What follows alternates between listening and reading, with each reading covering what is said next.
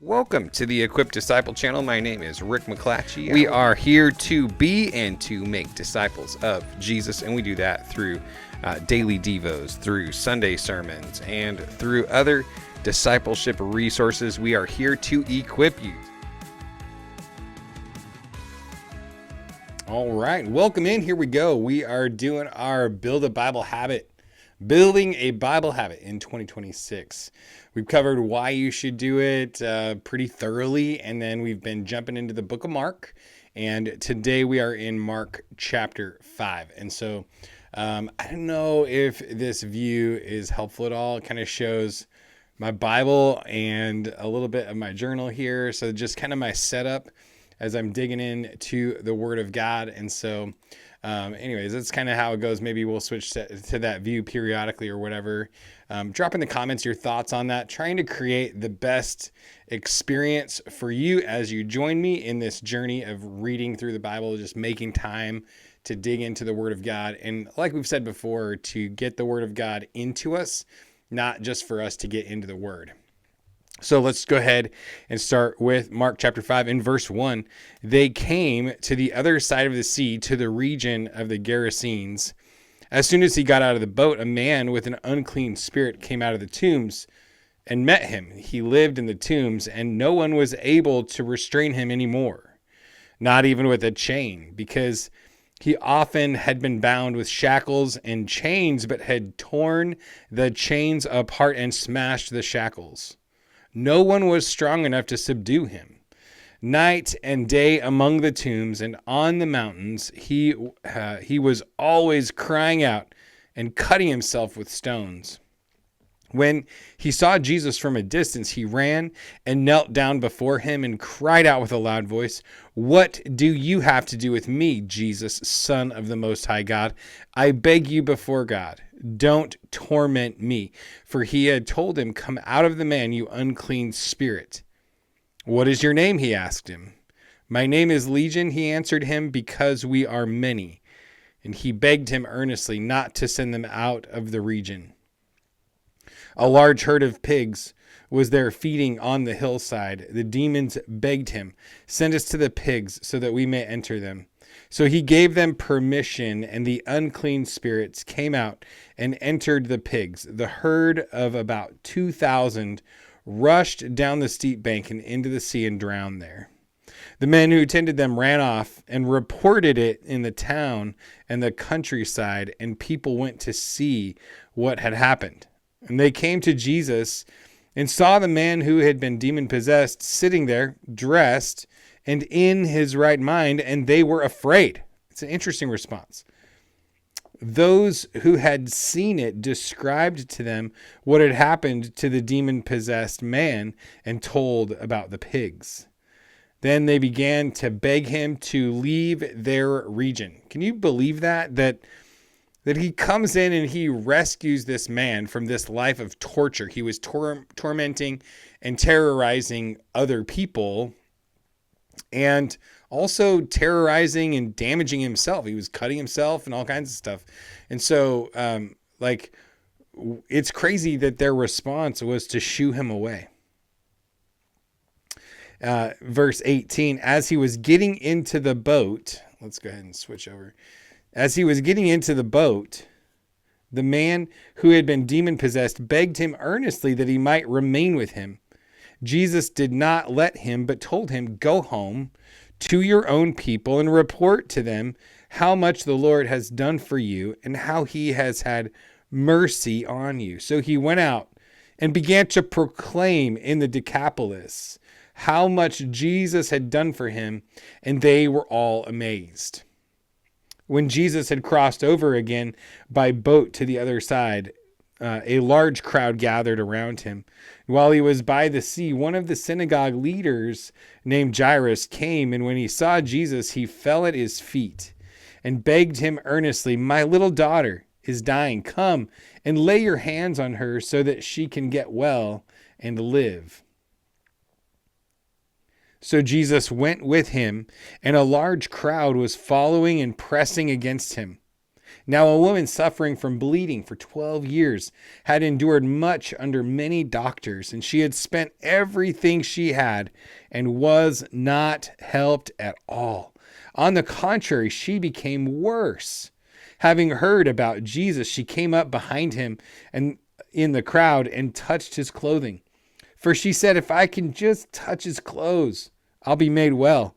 Instantly her flow of blood ceased, and she sensed in her body that she was healed of her affliction. At once, Jesus he realized in himself that power had gone out from him. And he turned around in the crowd and said, who touched my clothes? His disciples said to him, you see the crowd pressing against you, and yet you say, who touched me? But he was looking around to see who had done this. The woman, with fear and trembling, knowing what had happened to her, came and fell down before him and told him the whole truth. Daughter, he said to her, your faith has saved you. Go in peace and be healed from your affliction. And turning the page. While he was still speaking, people came from the synagogue leader's house and said, your daughter is dead. Why bother the teacher anymore? When Jesus overheard what he said, he told the synagogue leader, don't be afraid, only believe. Don't be afraid, only believe. He did not let anyone accompany him except Peter, James, and John, James's brother. They came to the leader's house, and he saw a commotion, people weeping and wailing loudly. He went in and said to them, why are you making a commotion and weeping? The child is not dead, but asleep. They laughed at him, but he put them all outside. He took the child's father, mother, and those who were with him, and entered the place where the child was. Then he took the child by the hand and said to her, Talitha cum, which is translated, little girl, I say to you, get up. Immediately the girl got up and she began to walk. She was 12 years old. At this, they were utterly astounded. Then he gave them strict orders that no one should know about this and told them to give her something to eat. I love how Jesus is always concerned with the practical needs right there. He's like, I know it seems really cool that she just got, raised from the dead, essentially. But get her some food, for crying out loud. She's starving. So again, that's the whole chapter right there. Great job. Just, two things. One, what he told the demoniac that had been delivered from the thousands of demons that he had in him. I love that he told him, go home to your own people and report to them how much the Lord has done for you. Man. Just meditate on that today. Go home to your own people and report to them how much the Lord has done for you. Do you today know how much God has done for you? Have you stopped lately to take stock of what God has done for you? I want to encourage you today. Take some time to journal it, document it, remind yourself, have it in the front of your mind. Because I think this guy, goes through a great restoration, a great deliverance, and he wants to travel with Jesus. Like, he wants to hang out with the big guy. But Jesus says, no, don't come with me. Go to your own people. Go to your own people. Come on. Such a huge thing there. And then as we go to the story with Jairus and the woman with the issue of blood. So Jairus' daughter being sick. An interesting piece of information is given in the narrative of the story. It says that she, the daughter of Jairus, was 12 years old. And the lady with the issue of blood got healed on Jesus' travels towards Jairus' house. Like, he was on his way to heal his daughter. And it's so interesting that it specifically calls out that the woman had the issue of blood for 12 years. And then it tells us that Jairus' daughter was 12 years old. It means that she was born, Jairus' daughter was born about the same time that she got diagnosed with this terrible bleeding disorder.